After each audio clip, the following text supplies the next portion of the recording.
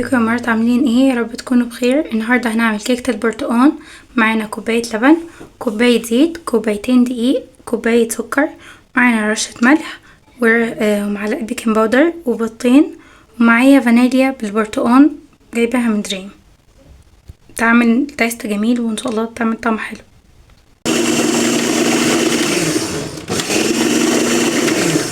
دلوقتي بعد ما خلطنا اول كوبايه دقيق هنحط الكوبايه التانية.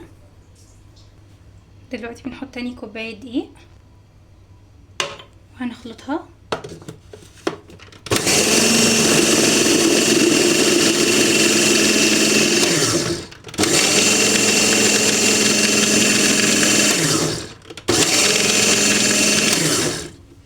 نفتح عليها، نجيب المعلقة نشيل اي حواف هنا عشان تكون مظبوطة، نرجع نقلب تاني.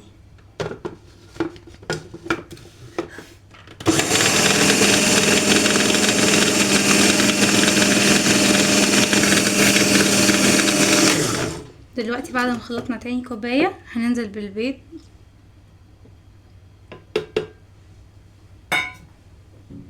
وهنرجع نخلطهم تاني.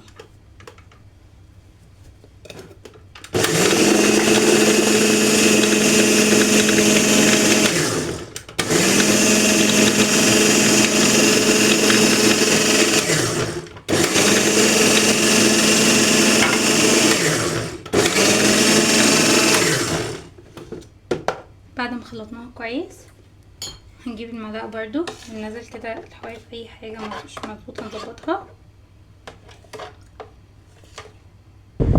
دلوقتي بعد ما خلطناها كويس هنجيب الصينية، سيبها على جنب، ونجيب الصينية ندهنها سمنة كويس، واهم حاجة ندهن الاطراف بتاعتها عشان لا تتحرق ولا حتى تلزق. مهم جدا ان احنا ندهن الاطراف بتاعتها.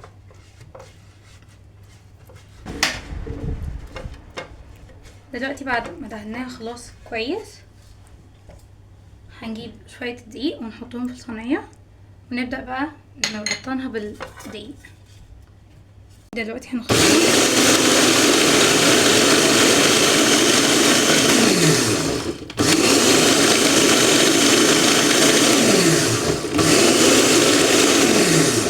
بعد ما خلطناهم شوية هننزل بكوباية دقيق.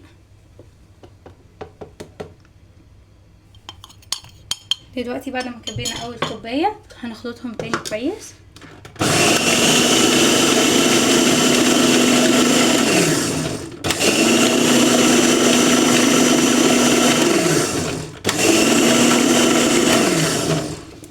بعد ما بطلنا الصينية كويس بالدقيق هننزل بقى بخليط الكيكة اللي احنا عملناه. بصوا ما شاء الله. دلوقتي بعد ما ظبطنا خليط الكيك هنحط البتاع، هنجهز الفرن بتاعنا شويه قبل، يعني انا مجهزاه قبليها بشويه، انتوا لو مجهزتوش هجهزوه دلوقتي. وهنحط هنعمل الفرن على درجه حراره 180 وهنحطها ونستنى الكيكه شويه ونرجع لكم تاني. يا مرات بعد ما طلعنا الكيكه من الفرن دلوقتي هنعمل لها تيستنج. بصوا ما شاء الله الخله ما فيهاش اي بواقي من الكيكه، يبقى كده هي استوت. هنقلبها بقى على الكيكه ونرجع لكم تاني. بعد ما نقلناها في الصينيه وما شاء الله هشه وجميله، وتعالوا بقى نقطعها سوا. بصوا ما شاء الله.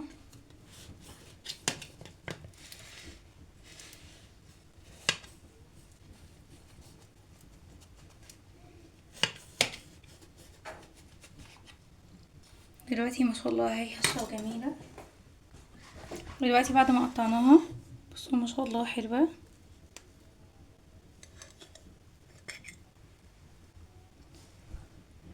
ما شاء الله حلوه قوي، وبالهنا والشفا على قلبكم. ان شاء الله تطلع معاكم حلوه زيي.